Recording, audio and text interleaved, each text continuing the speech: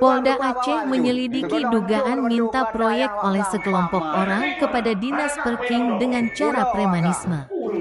Penyelidikan diawali dari beredarnya video terkait permintaan proyek dengan ancaman dan pengerusakan di dinas tersebut. Berawal dari penemuan video viral inilah, Direktorat Reserse Kriminal Umum Polda Aceh menangkap 7 orang yang diduga terlibat premanisme di Dinas Perkim Provinsi. Dalam video yang berdurasi 1 menit 16 detik, 5 diantaranya dengan cara premanisme menanyakan sejumlah hal dan diduga meminta proyek sambil mengancam.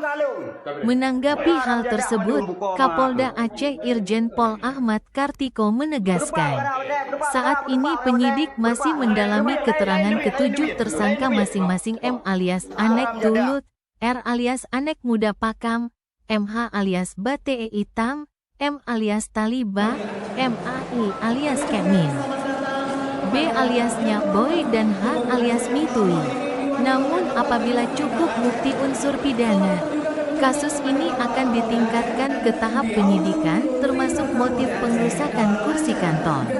Adalah bentuk premanisme.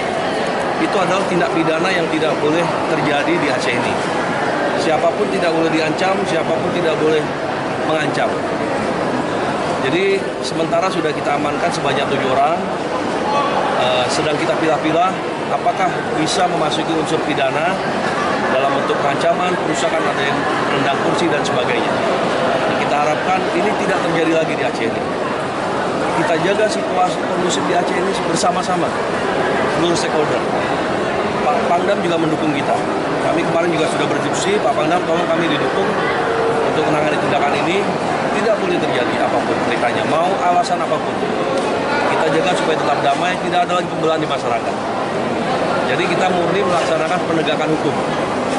Nanti kalau sudah 1 kali 24 jam, bisa kita buktikan unsur pidananya, yang masuk-masuk, yang tidak bisa kita masuk unsur pidana, kita lepas.